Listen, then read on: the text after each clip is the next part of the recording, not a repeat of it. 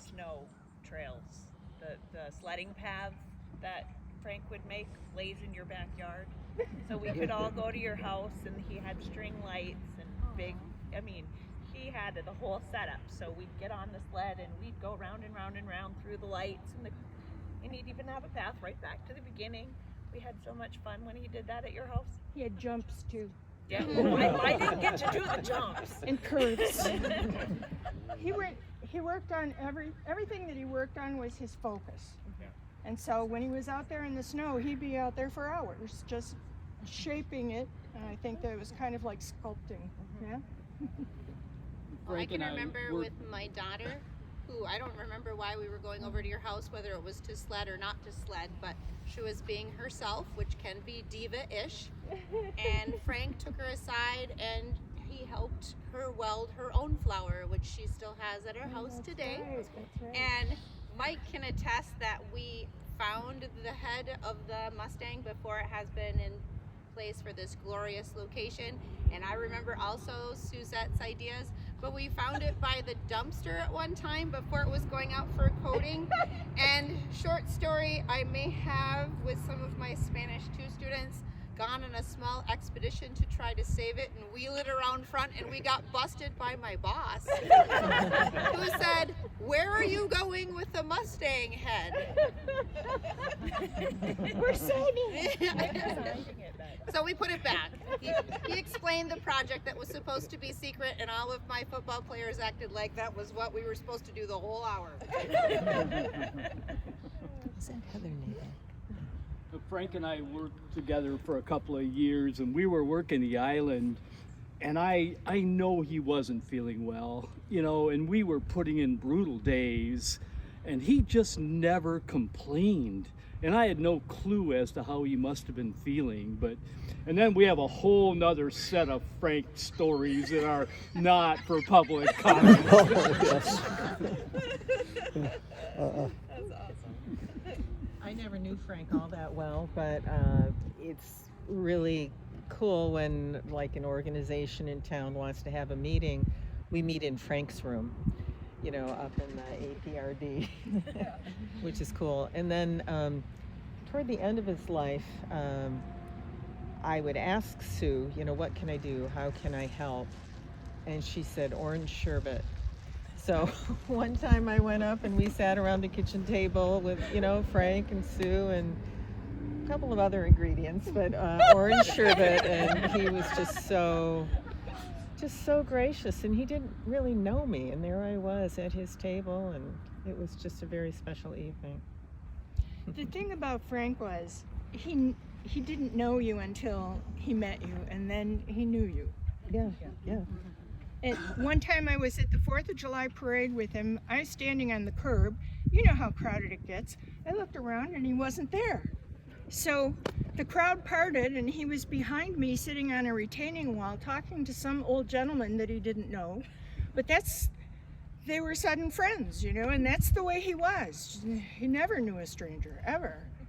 So doing art and going to festivals was just a wonderful thing for him because he got a chance to talk to strangers and make them into friends. Just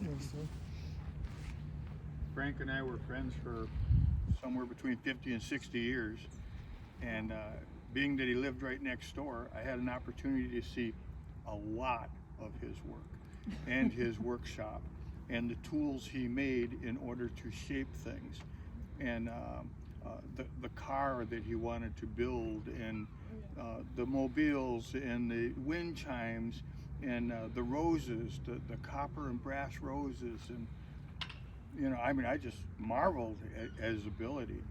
And I have a few things that he made, but I have to admit, quite an individual. And he loved to dominate the conversation.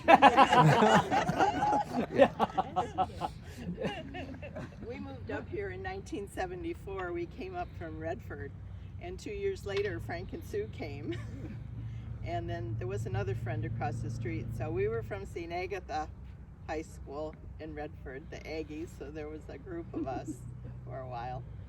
And boy, life goes by fast, hey? Yeah, no kidding. Yeah. Well, I know Frank from the Munising Bay Arts Association mostly, but Frank always had grandiose ideas. That's what I remember the most. And he was the president of our Arts Association for a number of years. And boy, we sure do miss him. But we still have some of his works of art at the Upscale Art on Superior Street. And the people, the tourists, everybody who comes in, they all marvel at that eagle that's in there. And so we point them to the back wall and they read the story about Frank, and we let them know we do still have other things too in storage that are just too big for our gallery. So, you know, it's just marvelous though to see their reactions, and when we sell something, it's fabulous. And one thing I never knew is that Frank also sculpted in wood. He had some pictures on plank that he carved out, one of an owl with a mouse in its hands and other things. So Frank was really an all-around artist in so many ways, and we do miss him terribly. He did woodworking. Mad Magazine. Yeah. He could draw every character in there, in particular Fester Bester Tester.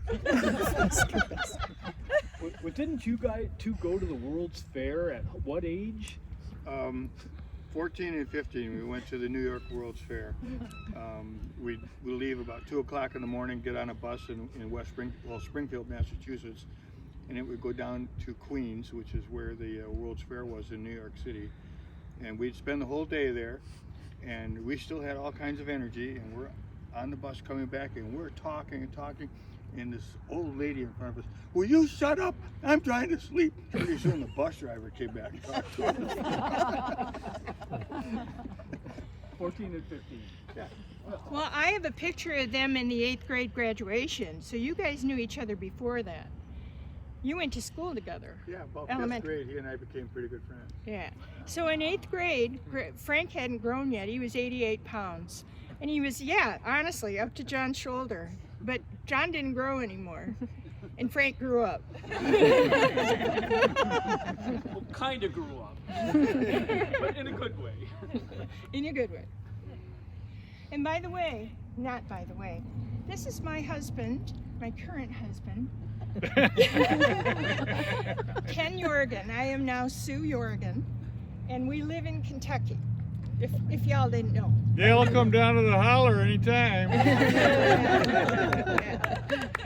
I'm not from there. I'm from Racine, Wisconsin. And What state is that in? Wisconsin? It's down in the banana belt.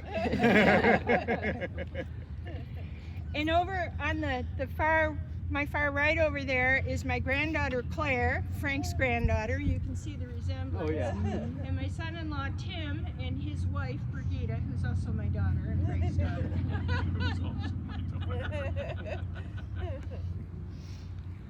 Sue, can we get a picture of you and your family Yeah, with the plaque in front here?